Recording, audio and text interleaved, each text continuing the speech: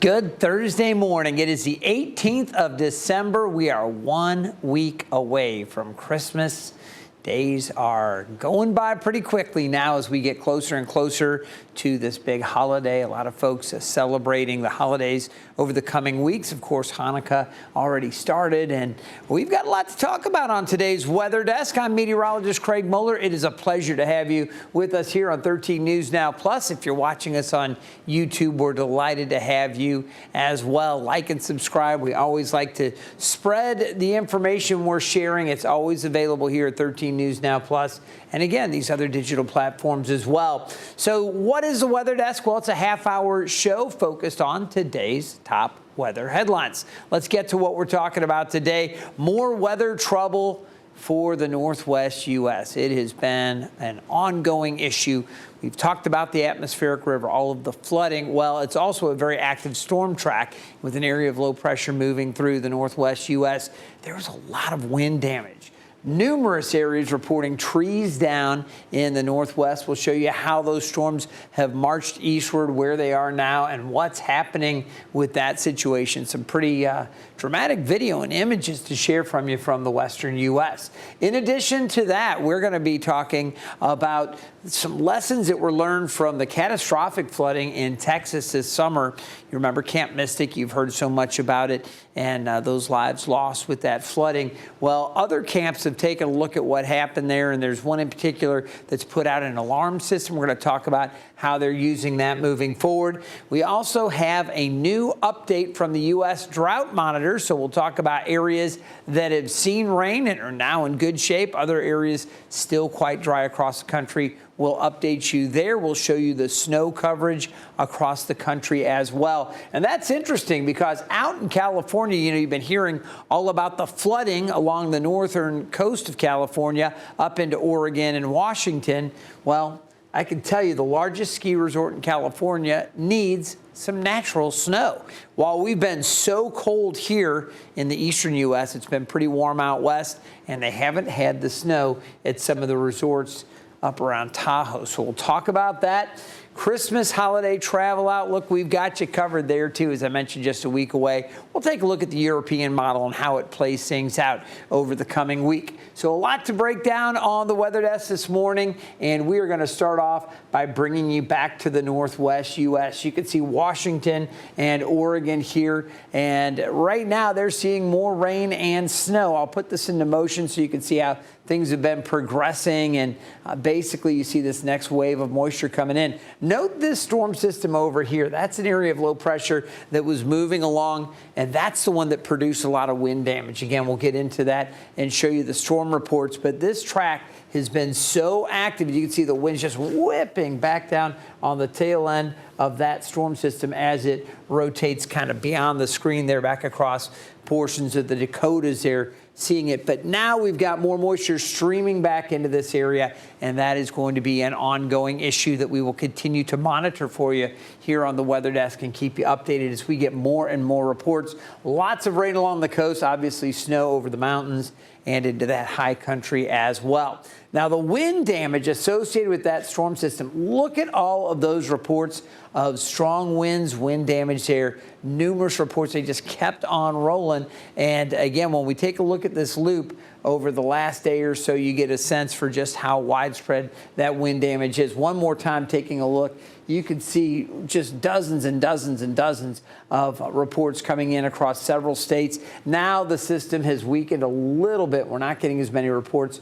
You'll see just in the most recent updates, but this system has still been very impressive, and as it continues to move along, it's going to produce more wet weather across parts of the central U.S. I want to focus on a few areas that saw some of that damage, and we're going to start off by zooming in to the Twin Falls area here in Idaho, southern Idaho. You can see Pocatello right here, and this is just north of Utah. There's Ogden and Logan. So in Twin Falls, take a look at this video. We have the aftermath of those storms. Strong winds tore across the city, and it knocked down power lines and trees. And unfortunately, 2 kids were seriously hurt after a tree fell on them while waiting for a bus. Could you imagine? At the same time, we're going to turn our attention to Portland, Oregon, Take a look at Portland. You can see they're cleaning up after battling some serious wind as well. This video showing a tree narrowly missing a home after it fell over. Other neighborhoods saw roadways blocked by trees and downed power lines. Thousands were left in the dark due to those down lines as crews worked to restore the power. Just a lot of trouble there. All right, we're going to look now to Washington State, and this video showing a downed tree in Spokane due to the strong winds again that exceeded 80 miles per hour to take this tree down. This is as the communities closer to the coast continue to clean up from all of the storms and flooding around Tacoma. As Natalie Femi reports, neighbors say they've never seen anything like this before. A combination of soaking wet soil from the past week, plus whipping winds, is creating a mess in western Washington. Have you seen anything like this before? No, I haven't. No, not at all. Not like this. Nope. In Tacoma, a family waking up to a crashing tree, uprooting part of their home and causing significant damage. Crews working throughout the morning to clean up the debris and ensure safety. Rick is a neighbor of that house in Tacoma. Well, I'm kind of surprised for this area. I mean, I haven't really seen like a whole lot. I mean, I've lived out here for like about 20 years or more, but I haven't really seen anything as far as like in this area. It's not just Tacoma. Massive trees like this one in Renton coming down in the early hours of the morning, bringing a power line down with it, taking power from hundreds of thousands of homes. Plus trees blocking roadways and Federal Way. Winds in western Washington reached as high as 112 miles per hour, and the National Weather Service says at least 30 areas saw gusts over 50 miles per hour overnight. Rick tells me all the trees coming down was bound to happen. I kind of expected it sooner or later, but seeing it, yeah, that is surprising. Well, again, something to see there, and they're not done with the wet and snowy conditions. Again, moisture continues to stream in to the northwest. So I want to talk to you a little bit more about the potential for additional flooding. Now, as we take a look here, today the flood potential or excessive rainfall potential, it's a level 2 across eastern or western portions of Oregon here. So you can see from Portland all the way down to the extreme northern part of the California coastline with this level 2 threat for excessive rainfall. It means it's likely we'll see some more reports of flash flooding in these areas. Level 1 threat kind of outside of that level 2 threat extending up to just south of Seattle and around Tacoma. So those areas up there dealing with the excessive rainfall. For tomorrow, that area, that level 2 area shifts back down a little farther to the south into northern California. Still kind of a level 1 threat up into the southwest part of Oregon and back across the north central part of California. There could be some localized heavier downpours, but it's going to be the coastal sections of California most likely to see it. That's not the only part of the country that could have some issues with excessive rainfall for tomorrow. Today, the only threat is up in here, okay? Tomorrow, you have it here, but also in the northeast U.S. So we'll just quickly mention, this is for Friday, a level 1 threat for excessive rainfall, meaning it's possible we could have some flooding issues for parts of Maine, southern New Hampshire, southern Vermont, and then back across Massachusetts, even into extreme eastern New York. So we'll watch for that as the rain is certainly a possibility up in that part of the country. Back to the West Coast for Saturday, it's just a level 1 threat, but there's still an elevated threat for additional heavier rain, basically from San Francisco on northward. So parts of the Napa Valley, maybe seeing some of that heavier rain as well. We'll continue to watch for those areas. That's the flood potential across the western U.S. I want to turn our attention now down to Texas. As you can see today, they're not worried about any flooding down across the Lone Star State. It's been a little over 6 months since surging floodwaters ravaged parts of central Texas. The flooding killed 27 girls and counselors at Camp Mystic, which is along the Guadalupe River. As a result of the tragedy, there are now new safety measures being installed at the portion of the property reopening next year. Daniela Ibarra spoke with the camp director who says he hopes that new measures will make a difference. Alongside Camp Rio Vistas, the Guadalupe River is calm, but Justin Hawkins has seen how angry it can get. We've never seen something like this, and then it just, once we got to that point, the rest, what happened, just happened so fast. There are scars left by the July 4th floods. That morning, several feet of water rushed onto the campsite. So where we're standing right now, we would have been underwater that day. Yes, we would have been underwater that day. Luckily, Hawkins says campers went home the day before. The water got into a few buildings, but no cabins. Now, he has a tool that can warn him before the water gets close. Can you walk me through how exactly this would work if water were to rise? Absolutely. Well, each one of these towers has basic water detection in the bottom, 2 solid state water detection switches. Ian Cunningham is the founder of River Sentry, a flood warning system. The airline pilot came up with the idea right after the summer's historic floods. We don't want false alarms. We want these to go off only during a very significant flooding event. There is no sleeping through this, and I think this whole river needs these. These towers are placed in front of the structures and people they're meant to protect. So if the floodwater gets high enough, the alarms and lights will start going off. These towers are also placed at different properties along the river, so if one of them gets hit by floodwater, other properties downstream will also be alerted. We've seen what these rivers and tributaries can do, how we need to make sure this never happens again. Camp Mystic Cypress Lake is about 10 miles northeast. Its director, Britt Eastland, understands how powerful water can be. The July 4th floods killed 27 girls staying at the main camp and his father, Dick Eastland. What made you buy into getting this flood warning siren? We knew that, God willing, if we're able to ever open this camp and someday rebuild and open the main camp, that we would need to have something like this. Earlier this summer, lawmakers required summer camps to have more safety regulations. And there's some stuff that we have to update. A lot of it was already stuff we were already doing. With parents nervous to send kids back to camp, both Hawkins and Eastland hope this new addition reassures them. The River Sentry towers that we're putting in is just one example that we're hoping Mystic can show and other camps can show that we're not taking any chances. It's a no-brainer. It's like, if that's one more element I can add to keep these kids safe, then let's do that. And again, a lot learned from that tragedy in Texas. We'll continue to follow that for you as well. Right now, we're going to take a short break, just 2 minutes. But when we come back, we're going to talk about the California ski resorts needing some snow. And I've got your holiday travel outlook. Stay tuned, again, in just 2 minutes.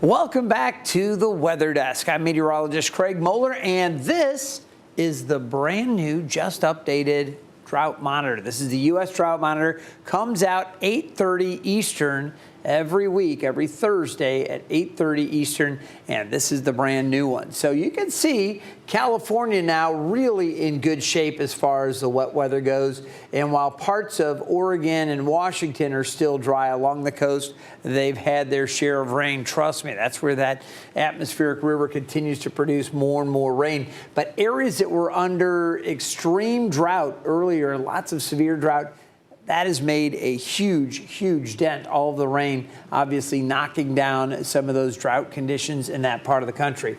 We still have some very dry conditions back across Utah, down through New Mexico, and down across the southeast U.S. We'll take a closer look at a few of these regions. As I mentioned, right along the coast, they've had more than enough rain. We've had some issues with landslides here along the Oregon coast. We've talked about that. A lot of flooding back across parts of Washington state and Oregon, Northern California has seen their share. Again, earlier in the season, we had some drought conditions and abnormal dry. We had the fire seasons earlier, how bad that was for parts of California, but they've certainly had more rain more recently. Now, across the north central U.S., they're in good shape. Let's head eastward and show you still some drought conditions across parts of Illinois, Indiana, and into Ohio.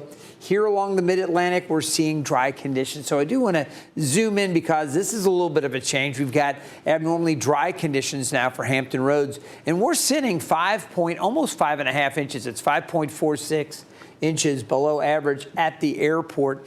But, we've operated it with this deficit. That's just at Norfolk International. Across the region, other areas have been doing pretty well as far as moisture goes. But more recently, it has been drier. Now, that's going to change later tonight. I do expect some rain to come through. It will be moderate to heavier, so we'll see what we get overnight. But it wouldn't shock me to pick up a 1/4 inch to a 1/2 inch, maybe some locally higher amounts underneath some of the heaviest cells that move through later tonight. That's the potential, maybe even a few thunderstorms in the mix as well.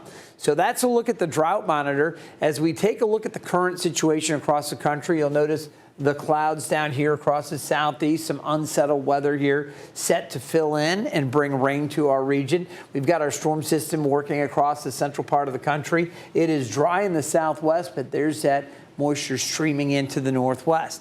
Let's talk about the snow coverage, and here you have it. It's basically the northern tier of the U.S. with snow on the ground. Of course, you've got some snow over the Rockies here and a lot of snow over the northwestern part of Wyoming. They are loving the snow when you get to those ski resorts up there. I think about Jackson Hole, some of the other places that are really benefiting. The Tetons seeing some more of the snow as well. Back up into Idaho and Montana, some heavier snows up that way, as well as portions of the Cascades, seeing a lot of snow from all of the moisture that's been coming in with the atmospheric river. As we take a closer look, some of the heavier amounts across parts of upstate New York, northern Vermont, and New Hampshire. We have also got some heavier snows as a result of some lake effect snow with that cold air earlier in the week coming in off of Lake Erie and Lake Ontario. Same deal up across Lake Superior, those areas across the UP of Michigan. Some heavy snow there, a little bit coming off Lake Michigan as well. Across northern sections and central sections of Iowa, some pretty good snows in excess of a foot in a few spots. You can see that. As we head out to the west, though, again, it's the northwest part of Wyoming and portions of Montana where you get into the really heavy snow. As we look out to the west, really heavy stuff back out over Washington as well, as I mentioned, the Cascades. But as we take a look here, and again, Lake Tahoe right here to the west of Tahoe, we have one resort that really needs more. So this resort we're talking about out in California, the Palisades Tahoe, they're struggling due to a lack of snow ahead of the holiday. And this is a very busy time for them. It's forcing them to limit where people can ski, and visitors say the experience just isn't the same. Connor McGill has the story. The magic carpet at Palisades Tahoe currently the only option for skiers and snowboarders to get on the snow. For some, this is a holiday trip to the Sierra, just not the winter scene they were hoping for. We're here for a whole week, hoping to get some snow, but nothing so far. The lack of snow is hard to miss, and for many visitors, it's a big change. In years past, I'm used to coming up here during Thanksgiving time, opening weekend, and there being a ton of snow, getting some good laps in with my girlfriend. But this year we came up and all that's open is the magic carpet. Patrick Lacey with Palisades Tahoe says the slow start to winter is not uncommon, but one they're watching closely. So really, we can expect this to happen about every 4 years, a bad start to the winter. But ultimately, there's been winters that have had a really low start, but a crazy amount of snow in January and February. For now, the challenges remain real. Limited terrain, fewer lifts, and questions about when conditions will turn around. So California's largest resort facing challenges of their own with the lack of snowfall. Yeah, ultimately, we are trying to get some more online this weekend. With these colder temps, we are going to be able to produce a little bit more snow to get a few more lifts open. Visitors are also hoping for a white Christmas. It's super concerning. I would have expected there to be a lot more snow by now, or at least for a couple lifts to be open. But looking at the mountain right there, there's literally no snow. And to make their season passes worth it in the end. I mean, obviously it's super concerning that there's not snow this time of year, but I have faith that we're doing everything that we can and that this won't be a problem in the future. You're welcome. Sierra Resorts anxiously waiting for weather to turn their way. What we can do is just kind of hope and pray that the temps will be low enough for these next storm cycles. Again, we talk about this a lot. When it's really cold in the eastern U.S., a lot of times it's like a teeter-totter, cold in the east, warmer out in the west. So they've been dealing with the warmer conditions. You just saw that. And as I was doing a little bit of research on that story, I was looking up a few other local articles on the lack of snow there. I had read one quote from one of the people there at that resort saying that, about every 4 years or so, they'll have kind of a late start to the season. It's not unheard of, but it's certainly frustrating. They love that fresh snowfall. And keep in mind, California, and you think about Nevada, you think about Utah, and Idaho, some of these western states, Colorado, they really rely on this wintertime snow and snowpack to build up in the mountains to help provide water that they use during the warmer months. So it's important that they do get some snow, and hopefully they'll start to get that. So not only the skiers and snowboarders loving it, but folks in general needing that moisture out west. Well, let's take a look at what's going on here in December. You can see it has been so cold. I talk about the warm conditions back there in the west, while we have been very cold, not only in the mid-Atlantic, but up through the northeast U.S. You can see yesterday, though, we made it up to 62 degrees. And it's been a little while since we've had precip. We last had it on Sunday. Started off as rain, then mixed, and we had snow before that really cold air settled in. As I mentioned, we're 5.46 inches below average, and we are going to see our rain chances going up later tonight. Now, the temperature trend here over the next 10 days, you can see tomorrow we're back up in the low 60s. That happens early in the day. Temps are going to fall into the 50s during the later afternoon. And then we're going to see Saturday's highs upper 40s, low 60s for Sunday, back to 40 on Monday, and temperatures staying pretty close to average as we get to Christmas Eve and Christmas. A little gingerbread man, just to remind us, Christmas about a week away. Temperatures will be warmer as we go Friday into Saturday and Sunday. As we look across the country here, I wanted to show you the extended outlook. You can see temperatures are expected to be above normal. This is an 8 to 14 day period from the day after Christmas through the first day of 2026. So much of the country should be warming up relative to normal. All right, so Christmas 1 week from today, and more than 122 million people are set to travel to see loved ones for the holidays. AAA is expecting people to hit the road starting Saturday. That's going to be the busiest time, starting Saturday this year, and is set to hit another travel record. But TSA agents say they're ready to tackle the crowds. We do expect a significant increase in holiday travel during this holiday period. We cover about 15 days over the 3 holidays that we celebrate together. But we don't expect any major rushes through the airports. All right, if you're headed out to the airport today, maybe you're going to be traveling from Norfolk and headed to Orlando. You can see temperatures there near 80, skies variably cloudy. Chances for rain in Atlanta, 60 degrees, 50 in Philly, and partly cloudy New York, a bit cooler, a chance for a few showers up that way. Chicago also looking at some unsettled weather, temperatures close to 51 and 66 in Dallas. partly cloudy skies. That's just a snapshot of a few travel destinations today. Now we're going to talk bigger picture and what's going on for the coming week as we get closer to Christmas. This is based on the European model, and the euro is it's looking pretty good at times for much of the country. We've got this storm system that is going to draw moisture up from the southeast. We've got that bigger system moving across the central U.S. That combination will likely produce some showers and areas of rain and maybe a few storms overnight into early Friday. By midday Friday, most of that rain pulls out, and if you've got travel plans tomorrow, maybe you're getting a jump on the holiday travel. You want to get out Friday, it looks good. Now, for Saturday, this is the first big travel day that AAA is calling for. They're saying, look at this, up and down the East Coast, southeast U.S., southern tier of the U.S., much of the Midwest and the upper Midwest looking pretty good. Great Lakes region, a little unsettled, closer to that storm system there. Some snow across both the upper peninsula and lower peninsula of Michigan. And then we've got some more moisture streaming into the northwest. Some more moisture also approaching the California coast. That's for Saturday, but generally speaking, not too bad. May see some snow out around Denver as well. As we get into Sunday, again, another pretty good travel day. It is going to be a little breezy. We're going to find conditions windier up through the northeast. Some areas of snow showers out that way as well, but things pretty quiet in the central part of the country. And then that rain comes in to California, back up across Oregon, Idaho, back up into Washington State.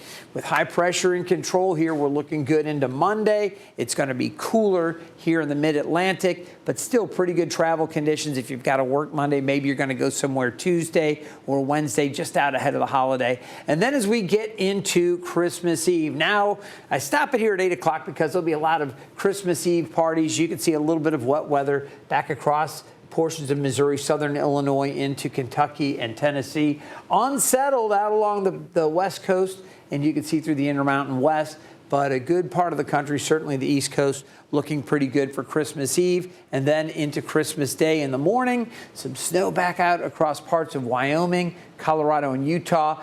Big storm system bringing rain and hopefully some snow out there to the higher elevations of California as we go through the afternoon on Christmas Day. Things looking good here on the East Coast, unsettled across the upper Midwest, and you can see the rain out there for the Pacific Northwest.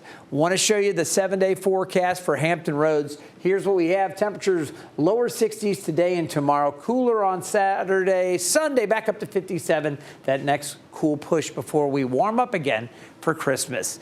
Hope you enjoyed the show. We'll see you next time from the Weather Desk.